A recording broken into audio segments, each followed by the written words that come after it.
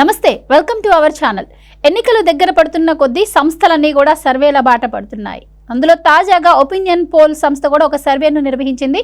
అయితే సర్వేలో పలు ఆసక్తికర విషయాలు అయితే బయటకు వచ్చాయి. అయితే టీడీపీ, బీజేపీ, జనసేన కూటమికి లోక్సభలో 19 నుంచి 23 స్థానాలు వచ్చే అవకాశం ఉందని చెప్పి సంస్థ అయితే వెల్లడించింది. అలాగే వైఎస్ఆర్సీపీకి వచ్చేసరికి 3 నుంచి 6 సీట్లు వచ్చే అవకాశం ఉందని చెప్తోంది. అయితే మరి గతంలో అన్ని సీట్లు సాధించిన వైసీపీ మరి ఈసారి ఎందుకు తక్కువ సీట్లకే పరిమితమైంది? అలాగే ఈరోజు కొత్త సంవత్సరం కాబట్టి మరి జాతక ప్రకారం కూడా వైఎస్ఆర్సీపీకి కొంచెం గడ్డు కాలం అలాగే పరిస్థితులు కనిపిస్తున్నాయని కూడా వార్తలు అయితే వస్తున్న నేపథ్యంలో మరి అలాగే చూసుకున్నట్టయితే ఒక 6 పార్లమెంట్ నియోజకవర్గాల్లో కూడా కొంచెం టఫ్ ఫైట్ నడిచే విధంగా తెలుస్తోంది. మరి 6 నియోజకవర్గాలు ఏంటి, అలాగే మరి వైఎస్ఆర్సీపీ పార్టీ పరిస్థితి ఫ్యూచర్లో ఏ విధంగా ఉండబోతుంది, ఈ విషయాలన్నీ తెలుసుకునే ప్రయత్నం చేద్దాం. మనతో ఉన్నారు senior political journalist doctor Durga Vadlamani గారు. నమస్కారం అండి. నమస్తే. సో దుర్గా గారు, ఇప్పటి వరకు ఆంధ్రప్రదేశ్లో నిర్వహించిన ప్రతి సర్వేలో కూడా ఎన్డీఏ కూటమికే అధికార పగ్గాలు చేపట్టే అవకాశం ఉందని చెప్పి న్యూస్ అయితే వచ్చింది.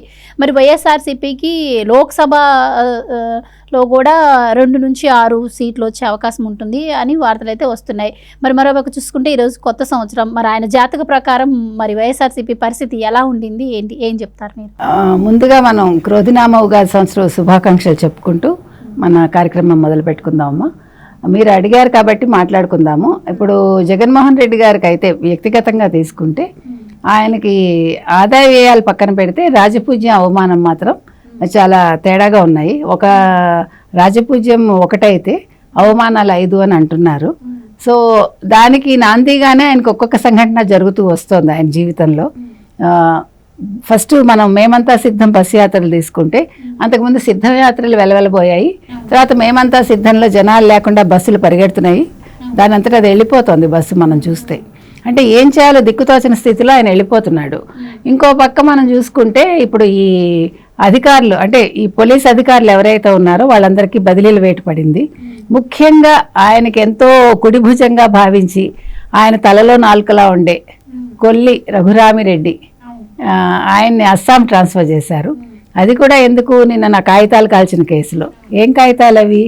స్కిల్ డెవలప్మెంట్ కేసు ఒకటి, తర్వాత హెరిటేజ్ ఒకటి, ఈ నారాయణకు సంబంధించిన కేసు. ఈ 3 కేసులు కూడా మొదటి నుంచి కూడా తెలుగుదేశం పార్టీ చెప్తూనే ఉంది, ఇవన్నీ అక్రమంగా పెట్టారు మీరు ఈ కేసులు, ఇందులో నిజాలు లేవని.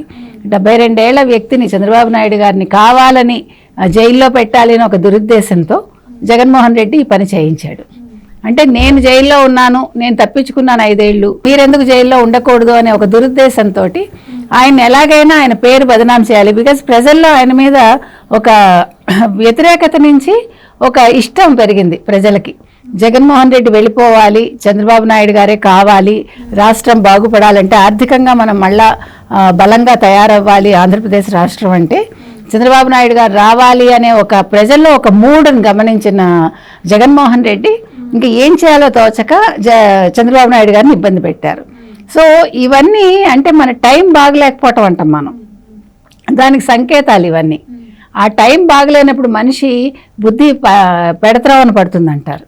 సో తనకు సంబంధించిన తన ముఖ్యమంత్రి పదవిలో ఉండి ప్రజల్ని సక్రమంగా పరిపాలించాల్సింది పోయి ఆయన తప్పు మీద తప్పు చేసుకుంటూ వచ్చాడు. ఆయన చేసుకొచ్చిన వాడు ఊరుకోకుండా ఇప్పుడు నిన్న ఈ పని చేయించడం కూడా ఆయన హ్యాండ్ లేకుండా అవ్వదు కదా. ఇప్పుడు ఆయనకు ఒక్కొక్క అస్త్రం వెళ్ళిపోతుంది. అంటే ఆయనకు కావాల్సిన వాళ్ళందరూ ఒక్కొక్కరు ట్రాన్స్ఫర్ అయిపోయి వెళ్ళిపోతున్నారు. ఇంకా నెక్స్ట్ లిస్ట్లో ఉన్నది సిఎస్ అండ్ డీజీపీ, వాళ్ళు కూడా వెళ్ళిపోయారనుకో ఆయన పరిస్థితి ఏంటో అయోమయంగా అయిపోతుంది అనమాట. అందులో భాగంగానే మనం ఈ సర్వేలన్నీ తీసుకుంటే నిన్న ప్రశాంత్ కిషోర్ కూడా, ఒకప్పుడు వైసీపీకి పనిచేసిన ప్రశాంత్ కిషోర్ ఏమన్నారు, జగన్మోహన్ రెడ్డి పథకాలు ఒకటి ఇవ్వటం తప్ప, అంటే ప్రభుత్వ ధనంతో పథకాలు ప్రవేశపెట్టాడు ఆయన అభివృద్ధి అయితే ఏమీ చేయలేదు, ఈసారి ఖచ్చితంగా ఆయన ఓడిపోతాడు అని చెప్పాడు ఆయన. అందుకు నిదర్శనం ఈ సర్వే కూడా అలాగే ఉంది.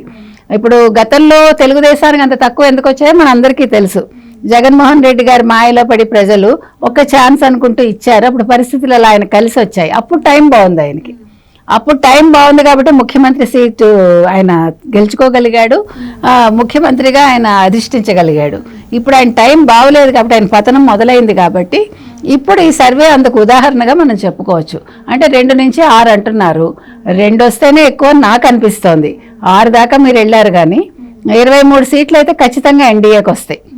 అందులో అయితే నాకు ఎటువంటి డౌటు లేదు. అయితే మేడం 6 పార్లమెంటు నియోజకవర్గాల్లో లోక్సభకి టఫ్ ఫైట్ ఉండే అవకాశం ఉందని కూడా ఆ సంస్థ చెప్తోంది. సో 6 ఏంటి అంటారు? ఇప్పుడు ఒంగోలు, నంద్యాల, రాజంపేట, తిరుపతి, హిందూపూరు, అనంతపూరు, ఈ 6నమ్మ. 6లో కూడా టఫ్ ఫైట్ అంటున్నారు, కానీ నాకు సందేహమే. 2 గెలుచుకుంటే ఎక్కువ వాళ్ళు. ఎందుకంటే ఇప్పుడు ఆయన సొంత జిల్లాలోనే ఆయనకు ఎదురుగాలి వీస్తోంది, చెల్లెళ్ళ గాలి ఎదురుగాలి ఆయనకు వీస్తోంది. కాబట్టి అనంతపూర్ ఎలా నెగ్గుతాడని అనుకుంటాం, హిందూపూర్ ఎలా నెగ్గుతారని అనుకుంటాం మనం. అంటే ఇప్పుడు మనం జగన్మోహన్ రెడ్డి గారికి ఇందాక చెప్పుకున్నాం టైం బాగలేదని. టైం బాగోలేదు కాబట్టే తల్లిని బయటికి పంపించాడు ఆయన. టైం బాగలేదు కాబట్టే చెల్లెలతో విభేదించాడు ఆయన, బయటికి పంపించాడు. టైం బాగలేదు కాబట్టే వివేకానంద హత్య కేసుకి సంబంధించి ఆయన ఏ రకంగా ఇరుక్కున్నారో మనకు తెలియదు, అదొక నింద అయితే ఆయన మీద ఉంది. అలాగే సునీత గారి విషయంలో కూడా ఆయన తప్పు మీద తప్పు చేసుకుంటూ వచ్చి ఈరోజు మా అన్నగారిని గెలిపించకండి అని సొంత చెల్లెళ్ళు సొంత గడ్డ మీద నిలబడి వాళ్ళు ఆక్రోశిస్తున్నారు. ఒక హత్యా రాజకీయాలకు సంబంధించిన వ్యక్తిని, అవినాష్ రెడ్డి లాంటి వాడిని మీరు గెలిపించకండి, ఆయనకు సపోర్ట్ చేసే జగన్మోహన్ రెడ్డిని మీరు ఇన్ని అక్రమాలు చేశాడు, సొంత చెల్లెళ్ళకు అన్యాయం చేశాడు, మా ప్రాణాలకి భద్రత లేదు, మాకు ఏ క్షణంలోనైనా మా మీద దాడి జరగచ్చు అని వాళ్ళు ఓపెన్గా చెప్తున్నారు. నీకు అర్థమైందా? ఇటువంటి స్టేజ్లో వాళ్ళు 6 సీట్లు ఎట్లా గెలుచుకుంటారమ్మా? అసలు జరిగే పనేనా అది? అసలు 2 సీట్లు గెలుచుకోవటమే చాలా పెద్ద విషయం. అలాంటిది 6 గెలుచుకోవటం అనేది అవుట్ ఆఫ్ క్వశ్చన్. మేడం మీరు చెప్తున్నారు సీఎం గారి జాతకం గురించి. వాళ్ళు వైఎస్ఆర్సీపీ కాన్ఫిడెన్స్ చూస్తే ఎలా ఉందంటే ఇంకొక 30 సంవత్సరాలు మాదే అధికారం అన్నట్టు వాళ్ళకి కాన్ఫిడెన్స్ ఉండింది. అసలు మంత్రులు ఎమ్మెల్యేల సంగతి తీసి పక్కన పెడితే నన్ను చూసే జనాలు ఓటేస్తారు, నేనే ఇక్కడ అన్నట్టు ఆయన మాట్లాడుతున్నారు. సో ఆయన జాతకం ఎలా ఉందంటారు ఈ ఇయర్? అమ్మా ఆయన చూసి వెయ్యరు, ఆయన చూసి ప్రజలు పారిపోతున్నారు. అందుకు నిదర్శనమే మేమంతా సిద్ధం సభలు కదా.